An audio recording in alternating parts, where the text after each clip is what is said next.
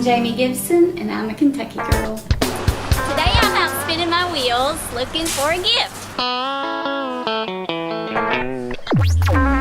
thought, well, I'll come down here to my friend Jackie Ray's place because he's got a lot of unique items. Let's go see what he's got. Hey, Jackie Ray, how are you? How you doing? Good. You doing all right today? Good. Good. Well, I have come to your store to see if I can find a unique item to give as a gift for a young couple in my church that's getting married. Something I can rework and just make special. Just what do you got in mind? You want to look around? Yeah, I'd like to look around. I really don't know for sure what I want to start with, but Fortune teller. I think it's a little big. How about this, Jamie? A tiger for your tank. Well, it's interesting. Well, Jackie Ray, you've added a whole lot of different things since I was in here last.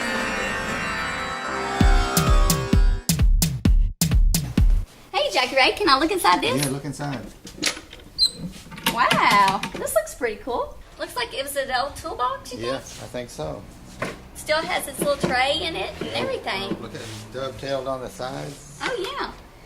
Pretty cool. Yeah, needs a little bit of work. Is that Hey. something you think you might want to work on? Yeah, let's pull it out and take a look at it and see what we've got. All right. You have a good eye.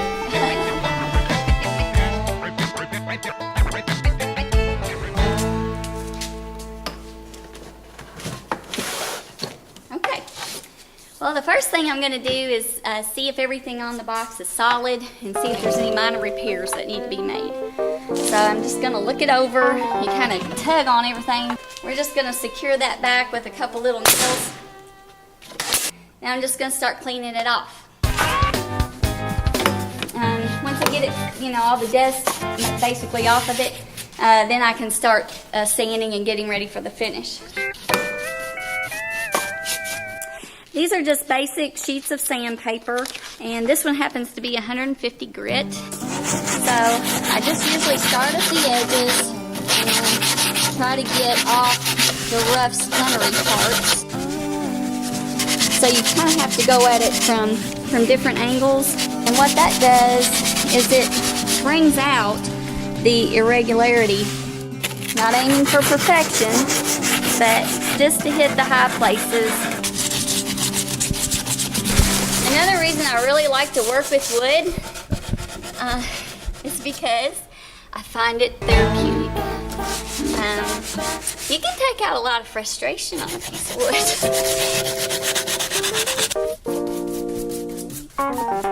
Alrighty, I think we've got all the rough edges sanded off. So I think we're ready to put on our stains. I usually use this particular staining product because it has the finish English chestnut. I like it because it just has a warm, kind of a rich brown coloring to it. I'm gonna brush it on and then I just wipe it off.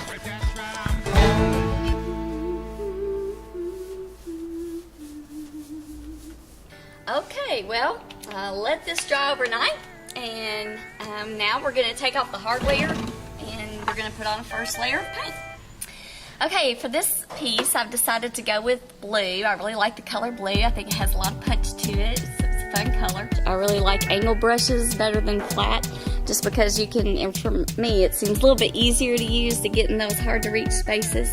So I'm just gonna cover everything, purposefully leaving some places not covered as well as others. Imperfections can absolutely be beautiful.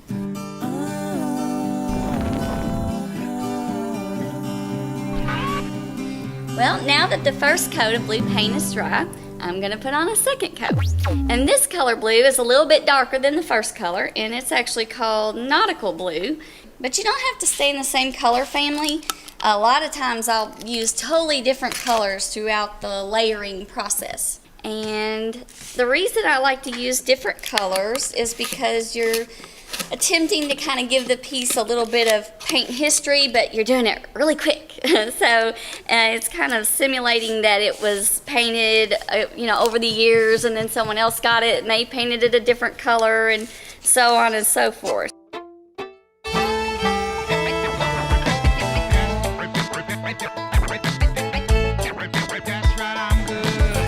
Hi, can I help you? Do you know what Jamie's favorite ice cream is? Chocolate, vanilla, or strawberry. See, that's all we got. I'm actually a chocoholic, but my second favorite thing is caramel. So today I chose to go with caramel topping instead of chocolate. All right, we're ready for our next step, which is really a fun part of the process.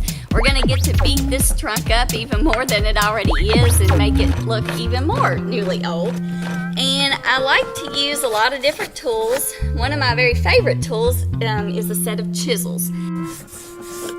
I like to go into cracks that are already naturally in the wood and just kind of chisel down at an angle and pull that paint back out of those cracks, kind of revealing the marks that are naturally already there and then making some new ones that might seem interesting to you.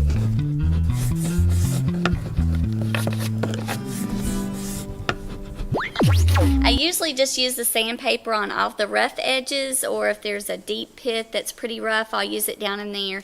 But I don't go over the flat part of the surface because it would scuff it up too much. Boy, you're really messing that up. Yep, I'm getting there. Look at the holes. I'm working on it. Now that we've sanded all the rough edges and the deep holes, we're going to go back over the entire surface with steel wool.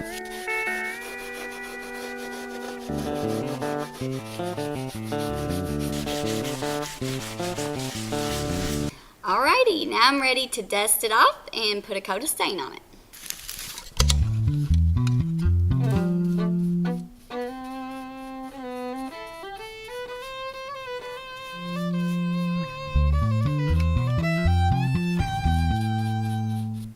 Now I'm going to take a rag and wipe off the excess stain.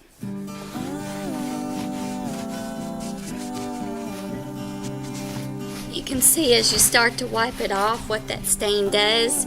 It just gives it a really rich, muted look.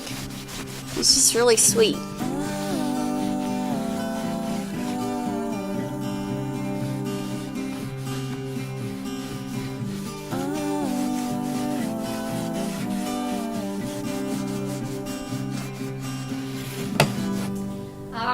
I've got my trunk all finished. The last thing I did was put a good solid coat of polyurethane on every part of the surface and then put the hinges and all the hardware back on, and it's ready to go.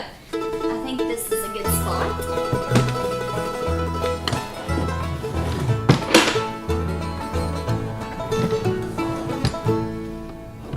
So when the newlyweds come in their back door for the first time, they'll see their little trunk here and hopefully like it. And they'll have something old, something new, something borrowed, and now something blue.